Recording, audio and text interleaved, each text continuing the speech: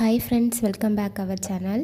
So இன்றைக்கி இந்த வீடியோவில் சித்ரா பௌர்ணமி அன்னைக்கு நம்ம வீடுகளில் செய்யக்கூடிய மிக முக்கியமான வழிபாட்டு முறைகள் பற்றியும் அன்றைக்கி என்னென்னலாம் நம்ம கடைபிடிக்கணும் அப்படின்றத பற்றி தான் இந்த வீடியோவில் ஷேர் பண்ணிக்க போகிறேன். இப்போ பொதுவாகவே ஒரு மந்த் எடுத்துக்கிட்டோம் அப்படின்னா பௌர்ணமியும் அமாவாசையும் வரும். இந்த பௌர்ணமியும் அமாவாசை நாட்கள் தான் பிரபஞ்ச சக்தியோட ஆற்றல் அதிகமாக இருக்கும். அதனால தான் அன்றைய தினத்தில் நம்ம இறை வழிபாடு செய்யும் பொழுது பிரபஞ்ச சக்தியும் இந்த இறை வழிபாடும் ஒன்று சேர்ந்து நம்மளுடைய வேண்டுதல்களை 100% முழுமையாக பூர்த்தி செய்து கொடுக்கும் அப்படின்றது ஒரு ஐதீகம். அதனால தான் அந்த காலத்தில் நமது முன்னோர்கள் அமாவாசை அன்னைக்கும் அதே மாதிரியே பௌர்ணமி அன்னைக்கும் வீட்டில் வழிபாடுகள் செய்கிறது நல்லது அப்படின்னு சொல்லி வச்சுட்டு போயிருக்காங்க. ஆனால் இன்றைய காலகட்டத்தில் நம்ம அதெல்லாம் மறந்துட்டோம்.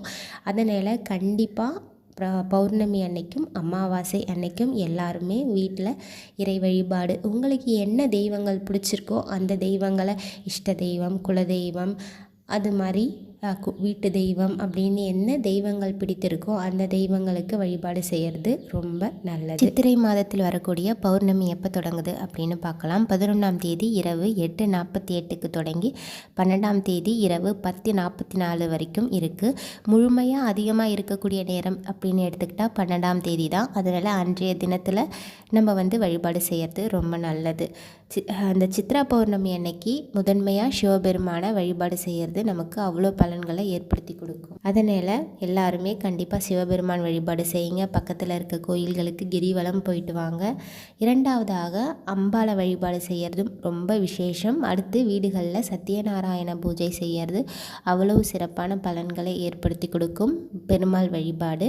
அடுத்து சித்திரகுப்தர் வழிபாடு செய்கிறது ரொம்ப நல்லது. சித்திரகுப்தர் வழிபாடு செய்யும் பொழுது நம்ம பாவங்கள் செய்யாமல் நம்ம மனசை ஒருநிலைப்படுத்தி நமக்கு ஒரு நல்ல வழியை அவர் ஏற்படுத்தி கொடுப்பார். இந்த சித்ரா பௌர்ணமியை யாரும் மிஸ் பண்ணிடாதீங்க. கண்டிப்பாக வீட்டில் பூஜை பண்ணுங்கள். வீடியோ யூஸ்ஃபுல்லாக இருந்ததுன்னா சேனலை சப்ஸ்கிரைப் பண்ணிக்கோங்க.